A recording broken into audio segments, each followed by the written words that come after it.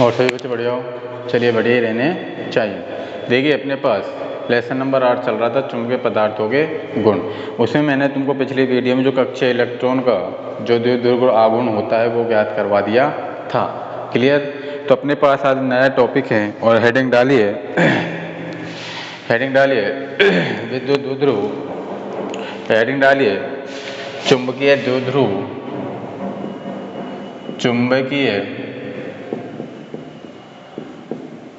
द्विध्रुव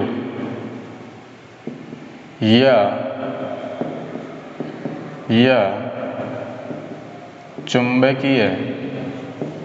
चुंबकीय द्विध्रुव या चुंबकीय आघूर्ण।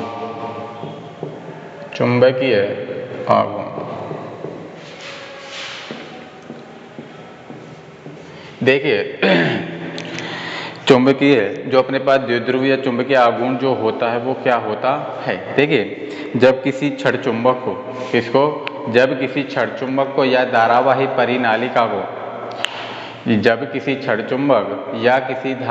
परिनालिका को हम चुंबकीय क्षेत्र में रखते हैं, किसमें रखते हैं? चुंबकीय क्षेत्र में रखते हैं, तो उस पर एक बल आघूर्ण कार्य करता है। क्या करता है? बल आघूर्ण। और बल आघूर्ण को अपन किससे डिनोट करते हैं? टॉ से। किससे करते हैं? टॉ से। तो अपने पास जब हम किसी भी क्षण चुंबक को या धारावाही परिनालिका को अपन एक जब चुंबकीय क्षेत्र में रखते हैं तो उस पर एक बल आघूर्ण कार्य करता है जो कि विद्युत क्षेत्र होता है। जो विद्युत क्षेत्र होता है उसमें उपस्थित विद्युत द्विध्रुव पर जो अपने पास कार्यरत जो बल आघूर्ण होता है उसके क्या होता है? वो बराबर होता है। किसमें? कि जब कोई क्षण चुंबक या धारावाही परिनालिका को किसमें रखते हैं? चुंबकीय क्षेत्र में रखते हैं, तो चुंबकीय क्षेत्र में रखने के पश्चात उस पर एक बल आघूर्ण कार्य करता है और बल आघूर्ण कार्य करने के पश्चात जो विद्युत क्षेत्र में स्थित विद्युत द्विध्रुव है, विद्युत क्षेत्र में जो उपस्थित जो विद्युत द्विध्रुव है उस पर कार्यरत बल आघूर्ण के क्या होता है? उसके मान के बराबर होता है। और तथा बल आघूर्ण को अपन किससे डिनोट करते हैं? टॉ से व्यक्त करते हैं। यही क्या होता है तुम्हारे पास? चुंबकीय द्विध्रुव या चुंबकीय आघूर्ण। और अपन उससे जो अपने पास मैथमेटिकल आएगा वो टॉ बराबर क्या होता है? टॉ बराबर NIA sin थीटा। और जहां पर n बराबर क्या होता है? a। क्या होता है? n बराबर a। क्लियर? तो आप क्या बताओगे कि जो अपने पास चुंबकीय जो अपने पास द्विध्रुव तथा चुंबकीय आघूर्ण जो होता है वो क्या होता है? कि आपसे पूछ लिया जाए कि चुंबकीय द्विध्रुव या चुंबकीय आघूर्ण क्या होता है, तो आप क्या बताओगे कि जब किसी क्षण चुंबक को या धारावाही परिनालिका को हम एक चुंबकीय क्षेत्र में रखते हैं तो उस पर एक बल आघूर्ण कार्य करता है तथा विद्युत क्षेत्र में जो विद्युत द्विध्रुव रहता है तो उस पर जो कार्यरत बल आघूर्ण है उसके मान के क्या होता है? बराबर होता है। अर्थात टॉ बराबर NIA sin थीटा। क्लियर? बल आघूर्ण को किससे डिनोट करोगे? टॉ से। क्लियर है सभी को? चलिए लिखिए इसमें लिखिए जब क्षण चुंबक या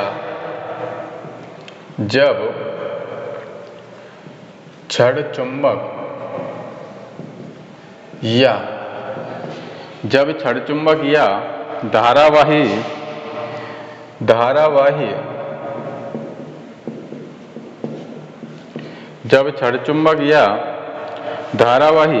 परिनालिका को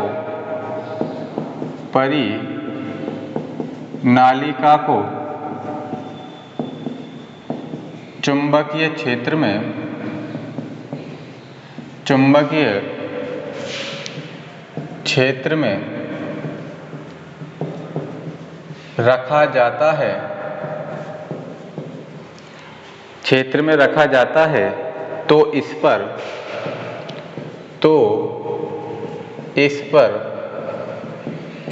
बल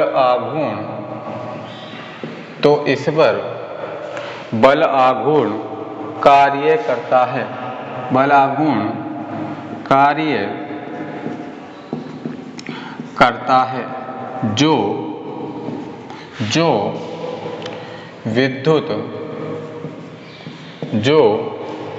जो विद्युत क्षेत्र में स्थित वो जो विद्युत क्षेत्र में स्थित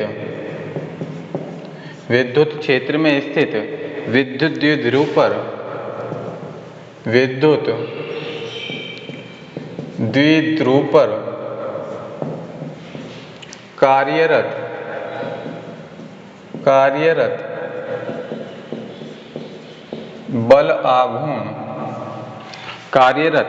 बल आघूर्ण के समान होता है, के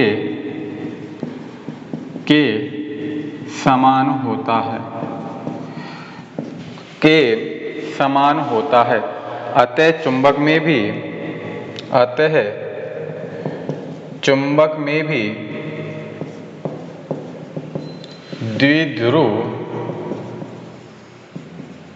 द्विध्रुव होता है।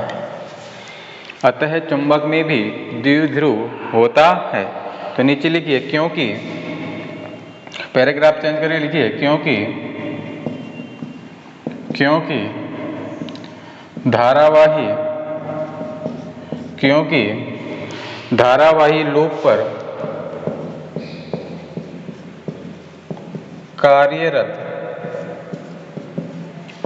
क्योंकि धारावाही लूप पर कार्यरत बल आघूर्ण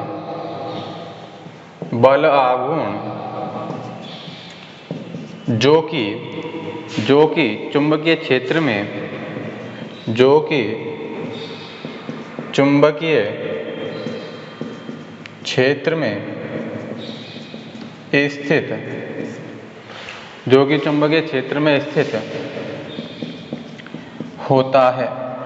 चुंबकीय क्षेत्र में स्थित होता है, का मान कितना होता है? बल आघूर्ण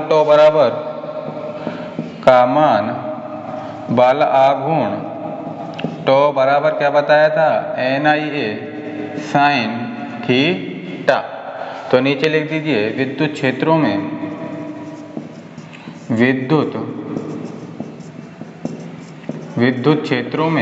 स्थित विद्युत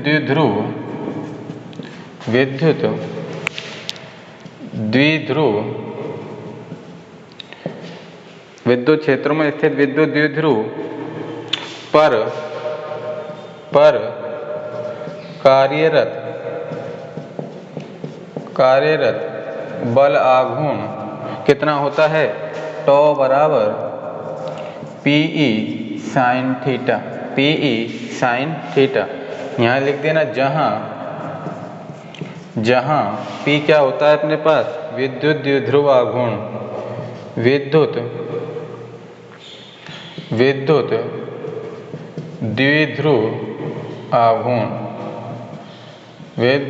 द्विध्रुव आघूर्ण। इन दोनों की क्या कर देंगे अब अपन? तुलना। तो नीचे लिख देना तुलना करने पर तो अपने पास चुंबकीय आघूर्ण कितना आ जाएगा? तुलना करोगे जब चुंबकीय आघूर्ण कितना आ जाएगा? M बराबर NIA। तो चुंबकीय आघूर्ण कितना आ जाएगा? M बराबर NIA। नोट डाउन करिए।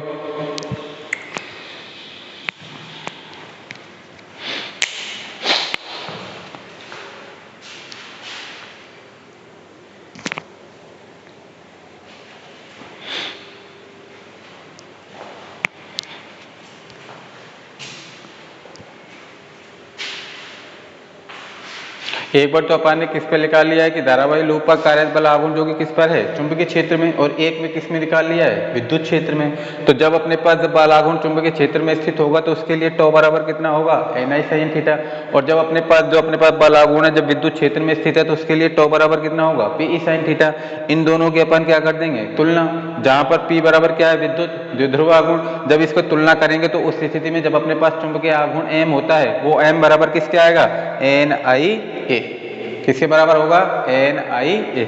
इन दोनों की तुलना कर देंगे N I sine theta, P E sine theta. Clear, sine theta से साइन थीटा कैंसिल हो जाएगा, तो अपने पास कितना बचेगा, एन आई ए बराबर पी ई। तो उसके लिए जब अपन हम ज्ञात करते हैं कि चुंबकीय आघूर्ण एम बराबर क्या होता है, एम इंटू सदिश 2l होता है कि नहीं होता, होता है।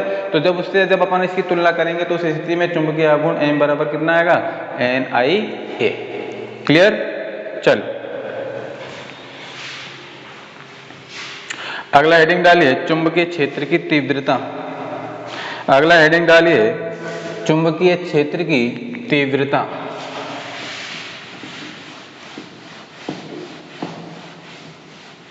अगला हेडिंग डालिए, चुंबकीय क्षेत्र की तीव्रता।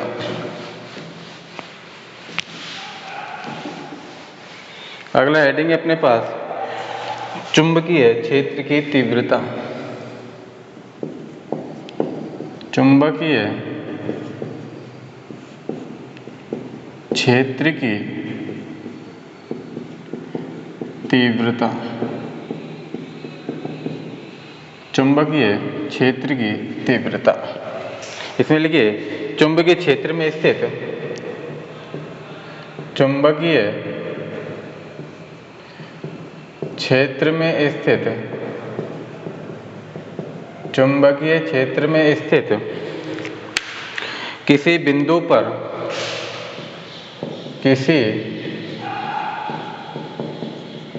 किसी बिंदु पर, चुंबकीय क्षेत्र में स्थित किसी बिंदु पर चुंबकीय क्षेत्र की तीव्रता पर चुंबकीय क्षेत्र की तीव्रता, चुंबकीय क्षेत्र में स्थित किसी बिंदु पर चुंबकीय क्षेत्र की तीव्रता उस बिंदु पर स्थित, उस बिंदु पर स्थित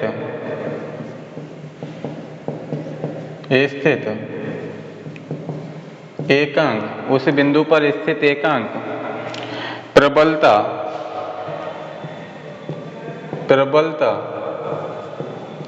उत्तरी प्रबलता परीक्षण लिखना, प्रबलता परीक्षण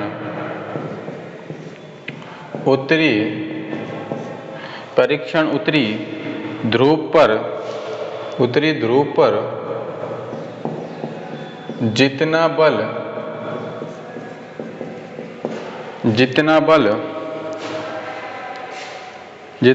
कार्य करता है, जितना बल कार्य करता है, जितना बल कार्य करता है उसके बराबर होती है, उसके बराबर होती है। तो नीचे लिख देना, B बराबर F अपॉन M, B बराबर F अपॉन M, जहाँ पर B बराबर अपने पास कितना आ जाएगा, B बराबर μ0 अपॉन 4 पाई और कितना आ जाएगा, M अपॉन R स्क्वायर।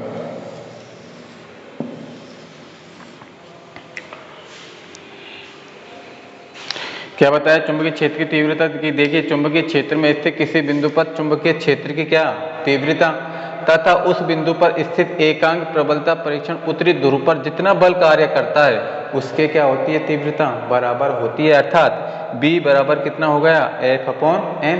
भाई उस पर कितना बल कार्य कर रहा है और उस पर जो एकांक प्रबलता उत्तरी ध्रुव पर जितना बल कार्य करेगा उसके क्या होगी, बराबर होगी। तो अपने पास B बराबर कितना होगा, F अपॉन M। और हम जानते हैं कि जब अपन ने वो ज्ञात किया था, चुंबकीय आघूर्ण ज्ञात किया था, तो उसके लिए अपन ने एक नियतांक लगाया था। क्या लगाया था, नियतांक के लगाया था, नहीं लगाया था, F अपॉन M की जगह। तो अपने पास जो उसका मान होता है वो किसके बराबर होता है, F का मान μ0 अपॉन 4 पाई। और हम जानते हैं कि जब अपन कोई चुंबकीय एकांक क्षेत्रफल पर चुंबकीय आघूर्ण ज्ञात करते हैं तो उसके लिए मान कितना होता है, M अपॉन R स्क्वायर। तो उस स्थिति में जो चुंबकीय क्षेत्र की तीव्रता आएगी तो B बराबर कितनी आएगी, μ0 अपॉन 4 पाई M upon R square. Clear, note down करिए।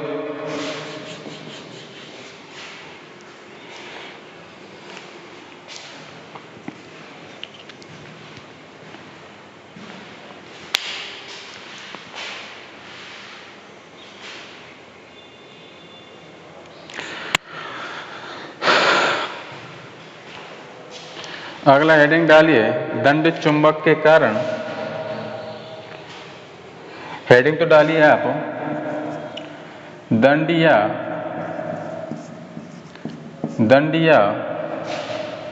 क्षण चुंबक के कारण, चुंबक के कारण किसी बिंदु पर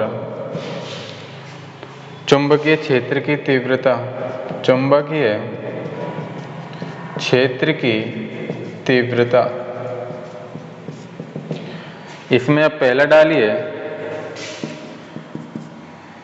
दंड चुंबक के कारण,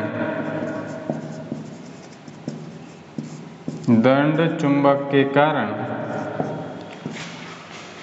अक्ष पर स्थित किसी बिंदु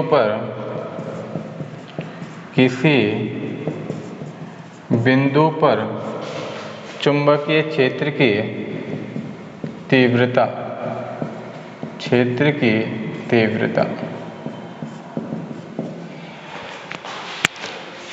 पहला इसमें दंड चुंबक के कारण अक्ष पर स्थित किसी बिंदु पर चुंबकीय क्षेत्र की तीव्रता अपन कैसे ज्ञात करते हैं। तो इसमें लिखिए माना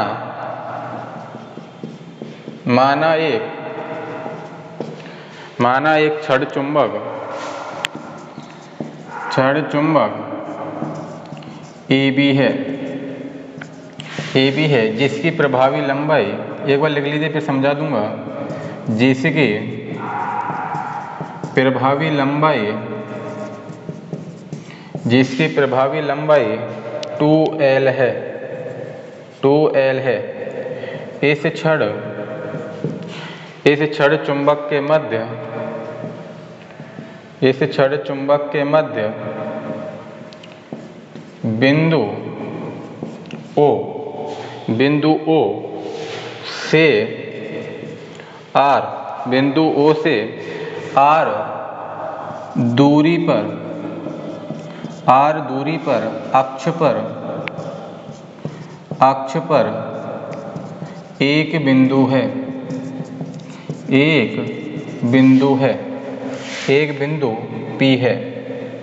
बिंदु P है, जहाँ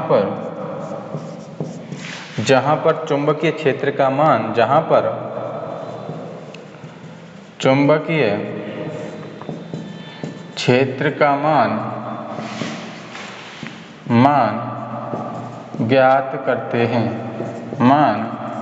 ज्ञात करते हैं। बिंदु P पर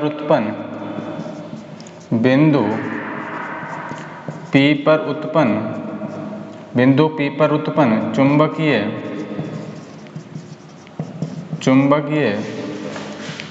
क्षेत्र चुंबक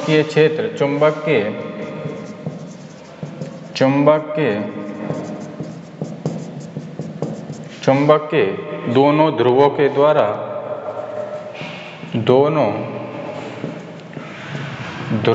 द्वारा उत्पन्न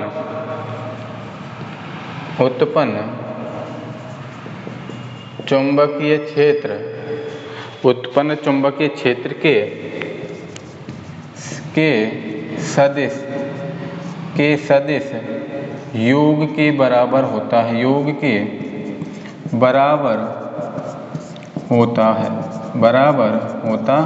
है।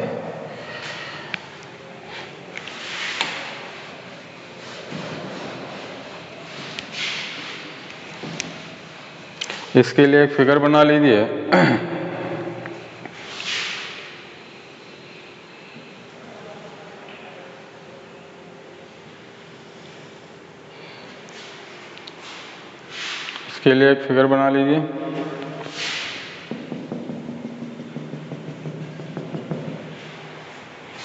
क्लियर?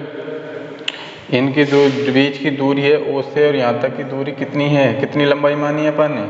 2L। कितनी मानी है? 2L। ये अपने पास कोई बिंदु हैं, एक तो B1 है चुंबकीय क्षेत्र और एक इसकी चुंबकीय क्षेत्र की तीव्रता कितनी मानी है V2 और इन दोनों के मध्य बिंदु क्या माना है P, क्या माना है P तथा इन दोनों के मध्य की दूरी अब कितनी हो जाएगी अपने पास बताइए 2l - 1 कितनी हो जाएगी r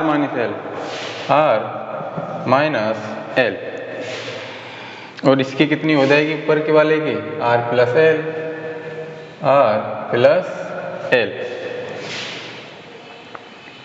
और इसकी कितनी हो जाएगी l कितनी हो जाएगी l तथा ये अपने पास प्रबलता होती है mm, ये क्या होते हैं पॉइंट AB, क्या होते हैं AB, इनका मिड पॉइंट क्या कहलाता है O, क्या कहलाता है O तथा एक का ध्रुव S और एक का ध्रुव N, क्या कहलाता है एक का ध्रुव S, बना लीजिए फिगर।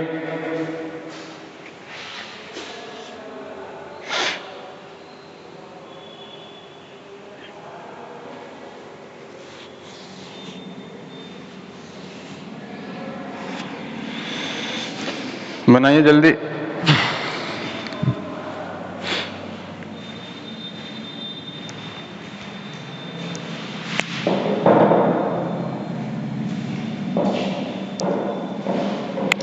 देखिए मैंने क्या बताया है कि माना एक छड़ चुंबक AB है, कौन सी है एक छड़ चुंबक अपने पास AB है, आगे क्या कर रहा है जिसकी प्रभावी लंबाई 2l है, यहाँ से और यहाँ तक की जो लंबाई कितनी है उसकी 2l है। इस छड़ चुंबक के मध्य बिंदु भाई उत्तरी ध्रुव और दक्षिणी ध्रुव का मिड पॉइंट क्या कहलाता है बिंदु O कहलाता है नहीं कहलाता, तो वो कह रहा है कि O से R दूरी पर अक्ष पर एक बिंदु P है, उसके अक्ष पर O से और R दूरी पर बिंदु क्या है P स्थित है। तो वो क्या कह रहा है कि जहां पर चुंबकीय क्षेत्र का मान ज्ञात करते हैं बिंदु P पर उत्पन्न चुंबकीय क्षेत्र चुंबकीय दोनों ध्रुवों के द्वारा उत्पन्न चुंबकीय क्षेत्र के सदिश योग के बराबर होता है।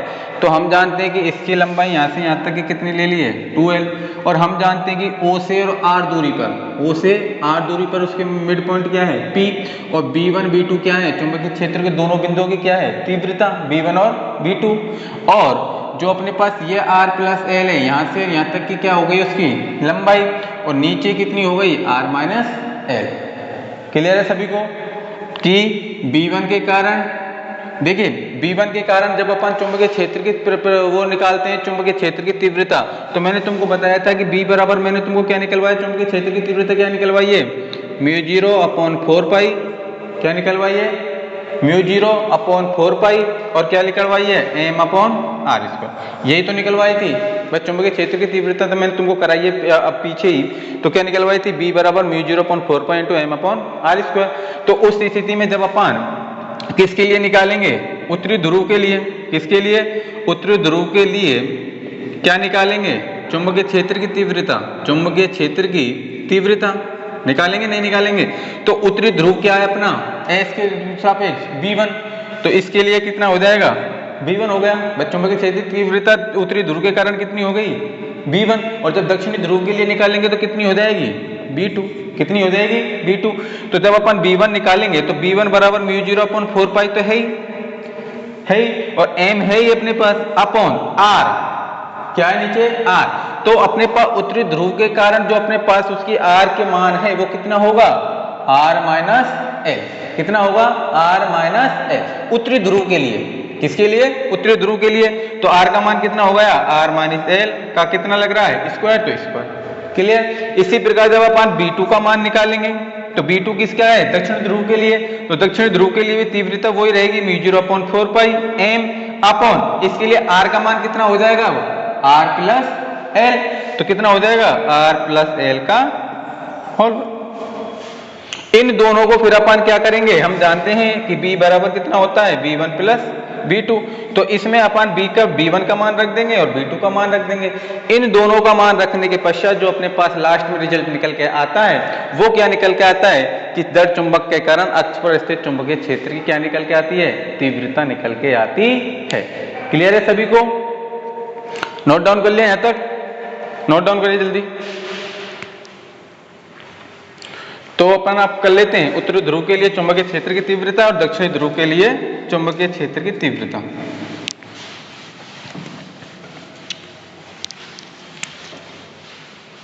इसमें कुछ नहीं, अगर तुम ध्यान से पढ़ोगे तो इसमें से कोई भी पार्ट नहीं छूटेगा। तो नीचे लिखिए एन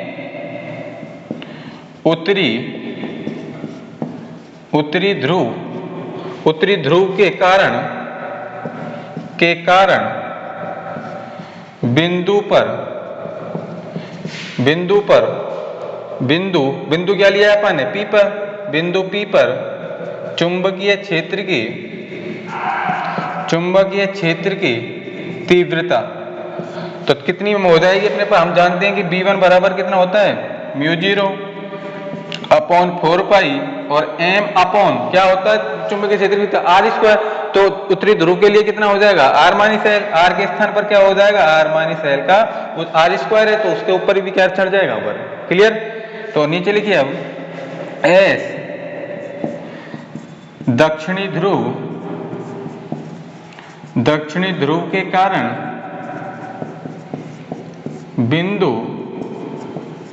बिंदु P पर चुंबकीय क्षेत्र की तीव्रता तो कितनी हो जाएगी, V2 बराबर μ0 अपॉन 4 पाई m अपॉन, अब r का मान कितना हो जाएगा, r प्लस एल का होल स्क्वायर। क्लियर। तो यहां लिख देना चूंकि बिंदु P पर परिणामी चुंबकीय क्षेत्र कितना होता है, सदिश B बराबर B1 प्लस B2, सदिश B1 प्लस B2। यहां लिख देना चूंकि दोनों चुंबकीय क्षेत्रों